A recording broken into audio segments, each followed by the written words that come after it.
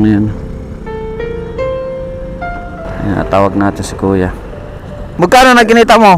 Wala pa, Oh. wala lang ako yun. Ay, kita bigas. Meron ako dito. Oh, ayan. Salamat kuya. Good morning po sa inyo lahat. Ayan. Ride safe sa mga ating mga kaibigan mga rider. So ngayon pupunta kasi ako ngayon ng may heritage. May pipick upin lang ako na foods. Ayan, grabe init ngayon mga idol. Mga idol, shout out sa inyong lahat. Ayan. Wait lang. Ay.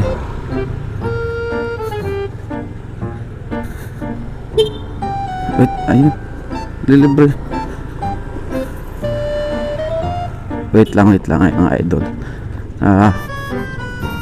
Balikan na natin. Nakita ko doon sila kuya. Sila yung nag-ano niyan eh. Yung yun nyo.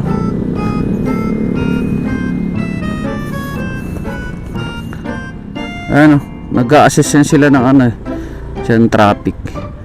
Tatanungin natin. Wait lang. Ayan.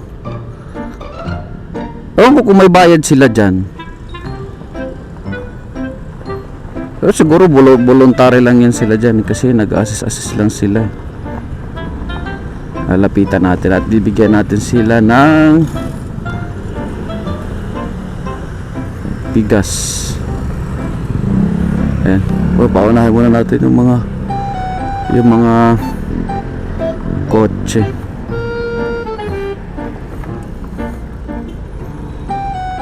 Ayan. Or tawagin na lang natin siya.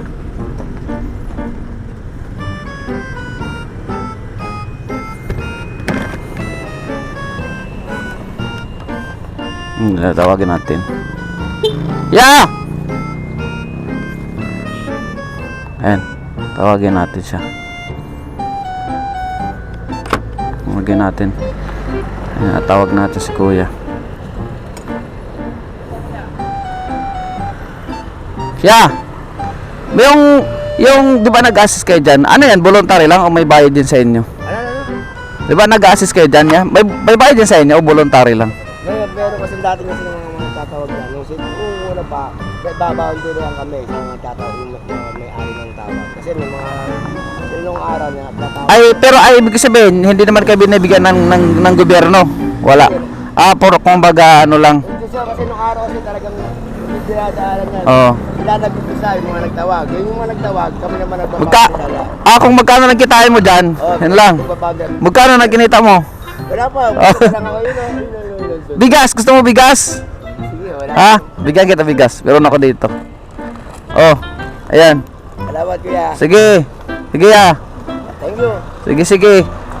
Kasi ko kasi lagi ako nadaan dito eh. Sabi ko, may bayad. Bagay na lang kami sa nagtatawag. May bayad kaya sila kuya. Sabi ko wala. Sige, ayan na bigas. Salamat kuya. Sige, thank you. Ingat kayo dyan.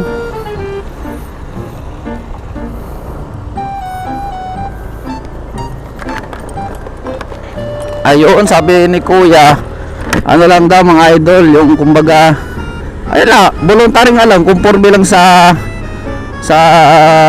tawag nito, makukuha nila. Nakita ko yung ano ni kuya, yung lagayan ng ano eh.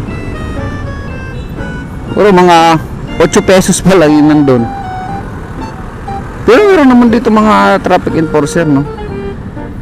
Ba't kasi di lang maglagay doon?